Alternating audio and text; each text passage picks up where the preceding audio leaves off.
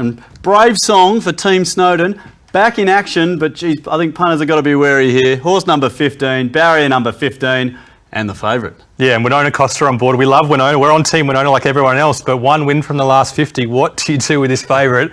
Really hard favourite to line up. Let's look at the way this race sets up. The third leg of the quaddie, like Stu said, benchmark 80, 1200 metres. Another race with not too much tempo, steady to fair. There's one particular horse that'll go forward and get control. A good track, we think, an off-rails bias, we think, after it's been chopped up the last few weeks. So across to the three key factors, we're playing position and run again. We're playing jockey, we mentioned Winona before, and a couple other jockeys who are potentially out of form, and power. Which horse has the sprint on the dry, fast Rosehill track? We will find out when we go through the key factors. Let's firstly have a look at the market for this third leg of the quaddie. We're 2 legs down. There's Brave Song, as I said, drawn the car park in 15, but still holding favouritism at $3.60. Drunkenfell's in good form for James Cummings, $4.80. The Hipster won a year ago on debut, then spelled for nearly a year, so interesting lining up there. Pipeline, well, there's another with a long time off and then a solid fresh one, $8.50. Lanciato fresh for Mark Newman, but no real moves in this race, Mike, and punters still just trying to figure this one out. Yeah, hard one to line up. Brave Song, like we said, the trials were okay. He won well last preparation. We're not going to look at him. Drunkenfell's just won at Randwick last start.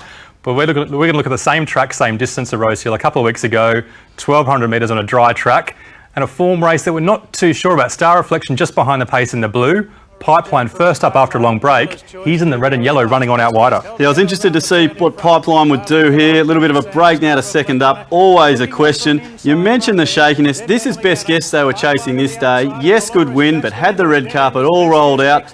What do we do with this form? Yeah, we questioned this form last time, didn't we? And best guess came out was one of the favourites next start and got beat quite comprehensively. The time out of this race wasn't strong. It was 110 plus on a dry Rosehill, which is not that great. So the 2 runs for second and third are pretty strong, but there's got to be some question marks after best guess got beaten so badly. All right, well, there's a look at one replay. And, Mike, this other one, I mean, most of the hipsters in Sydney, they generally hang out east, but this one's been hanging out Hawkesbury way, which is, well, let's face it, one of your favourite tracks to bet on, mate. Oh, it's so hard to predict the form from Hawkesbury, isn't it? And what a great name, the Hipster. There'll be a lot of my mates out there who will love this horse. He's on pace here. He won his first start ever, like Stu said, a year ago at Hawkesbury. And you think out of these 2 races we're looking at, you think the Rosehill form is going to be better compared to this Hawkesbury form. But they ran 102 flat. Marble, who beat him, was a fantastic horse who had the gun run that day. And Liz Donovan came out and won next start at Warwick Farm. So this could be the form race, Stu. It could be form. I like the way he just showed a little bit of fight too. Those on-pace type did show a bit of kick. Could be good for Rosehill. Yeah, tactical speed with a kick. You said it all, Stu. People love those types of horses at Rosehill Gardens. There's a look at a couple of replays. Let's get this race started now, Mike. Let's take us through the form and then all the key factors. Let's get rip into it. Yeah, like the second leg of the quaddie, not much between these horses on form. Brave Song, after his last start defeat, we can't give him the gold bar. There's 4 others we can. Light them up. They get the gold bar for form. Forward the form, including weight and watch at about $15. So let's get stuck into these key factors now. Position in run, Mike. Yeah, we mentioned a steady tempo. We saw the Hipster on pace getting control. He gets the gold bar leading at his leisure.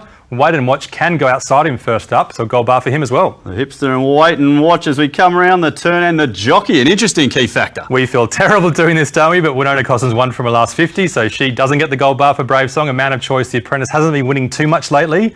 Most of the other jockeys are pretty sound. Okay, more negative for the favourite Brave Song there as we hit the line with all-important power at Rosehill. Yeah, looking for proper 1200 metre sprinters that can quicken. Drunkenfell's is slow to begin, but he's got big power. The Hipster can kick as well, so can Brave Song fresh. Torpenhow, he's not a 1400, 1500 metre horse. He's a 1200 metre horse that can sprint. So it's the Hipster powering home there.